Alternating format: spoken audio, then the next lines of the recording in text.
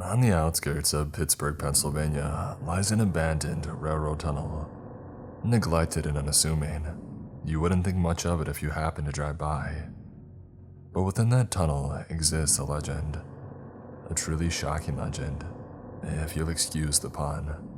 It's said to contain the ghost of an old employee of a local power company that had suffered a tragic accident with a live wire, resulting in the removal of most of his facial features and tinging his skin green both in life and on death. The Green Man. It's said that those who seek him out can be given the fright of their life. Not only will he make himself known, but if he touches your vehicle, he'll sap the power right out of it, stalling the engine and rendering it useless. Extremely territorial and not to be trifled with, the legend of the Green Man has been whispered through Pennsylvanian streets for decades. Based on who you talk to, the moniker may change. Green Man, Charlie No Face, the Zombie, etc. But unlike some other urban folklore, this one is rooted very heavily in reality. It is based around former Pittsburgh resident Raymond Robinson, a man whose tragic past weighed heavily on him for his entire life. When Raymond was just an 8-year-old child back in 1919, he was walking with his sister and a few of their friends when the group had spotted a bird's nest perched in a tree next to an abandoned trolley trestle.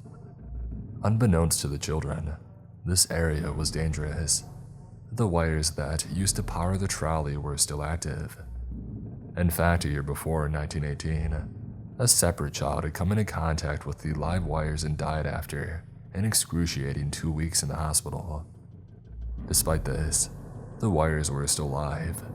An innocent childhood curiosity got the better of young Raymond. Trying to get a closer look at the nest, Ray climbed up but accidentally snagged himself on one of the wires. This resulted in 22,000 volts being sent directly into his body, quite literally melting his face off. For comparison, prison electric chairs utilized for executions used around 2,000 volts. Miraculously, Raymond had survived his near-fatal encounter, but not without a change in his life forever. When the smoke had settled, he had lost both of his eyes, his nose and ear, and even one of his arms. Growing up can be tough for any kid, but it's fair to say that Ray Robinson had it a bit tougher than any of his classmates. He quickly became aware of people's cruel nature, and the world was not kind to someone with a horribly disfigured face. Kids would let out terrified screams at the sight of him. Others would call him brutal nicknames like Zombie Boy. Understandably, Ray learned to enjoy a life of solitude and would go out of his way to stay away from others. As he got older, his tendency led him to adopt the hobby of night walking. Being blind, the darkness outside didn't bother Raymond, and the empty streets became therapeutic for a man that had suffered an inordinate amount. Prior to his night walks, he primarily stayed locked away in his room.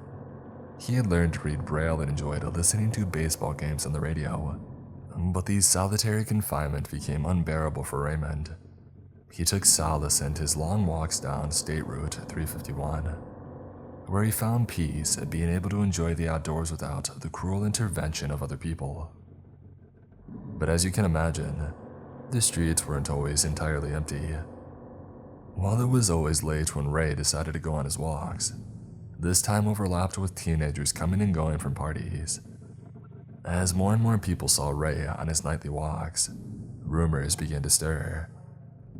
Some teens began sharing their experience of seeing what they called a faceless ghost on the side of the highway. Before long, it was a wildly discussed topic, and Ray had unknowingly earned himself a new nickname, Charlie No Face. The teens that perpetuated and consumed this rumor soon began seeking out the ghostly figure that they had heard so much about. Ray had become a local legend.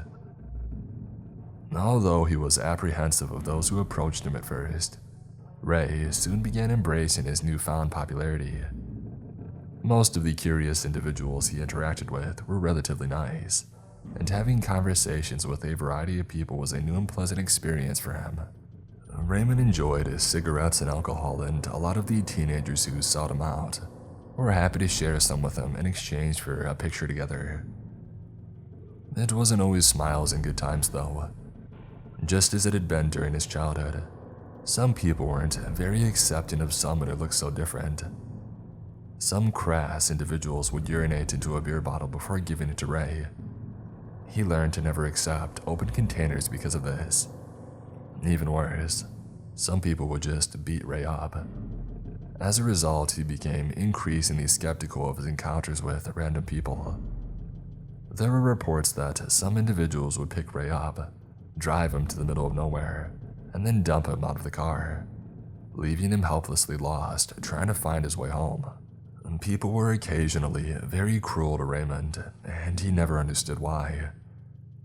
Because of all these awful experiences, he became skittish when the sounds of tires and engines approached him. He'd nervously wait for what was next. It was even rumored that he began carrying a pistol on his belt just in case things took a turn for the worst. Although he had some rough encounters, he never stopped taking his nightly walks. He continued down the same routes that he'd always tracked, ready for whatever each night would throw at him. Despite all of his hardships and the tragic life that he had endured, Raymond Robinson was by all accounts a kind and genuine man. Those who approached him with pure intentions were treated with respect in turn. Ray would listen, laugh, and just generally be open to all sorts of conversation. Ray died in 1985 at the age of 74. He made it far longer and had done far more than any of the doctors who treated him as a child thought he would. Hundreds of people in the Pittsburgh area had personal encounters and experiences with Ray. Many who recollect about their time together remember it fondly. Some who were interviewed about it broke down into tears. He was overall described as a kind man who people regretted fearing in the first place. One young man lost a brother in Vietnam shortly before meeting Raymond, and he would spend many nights talking to Ray about whatever was on his mind, and he credits Ray's companionship and unwavering empathy as a major force of positivity during his grieving period. For some, Raymond became a figurehead example of withholding judgment until knowing the full truth about someone. And despite having a disfigurement that struck fear or anxiety into the minds of some onlookers, Ray was as genuine of a person as you could come across. Despite the real human being that Ray Robinson was, his legend forks off into his persona as the Green Man. It's said that his spirit is attached to the old train bridge now known as the Green Man Tunnel. The reason he had earned the name Green Man isn't entirely known, but some speculate it was because he frequently wore a green plaid shirt that reflected the color off his pale skin. Some who believe his spirit still resides in the Green Man Tunnel say that he's a generally kind apparition, only becoming agitated when in the presence of a bully. He supposedly seeks out those with cruel intentions in their hearts and returns the favor of getting picked on, just as he had been during his life. Today, Raymond Robinson is buried in Beaver County, just a few feet away from the little boy who was electrocuted 1 year before him. From time to time, you'll see fresh flowers atop his grave. He remains a gleaming example of someone who, despite all of his struggles and hardships, made the best of what he had.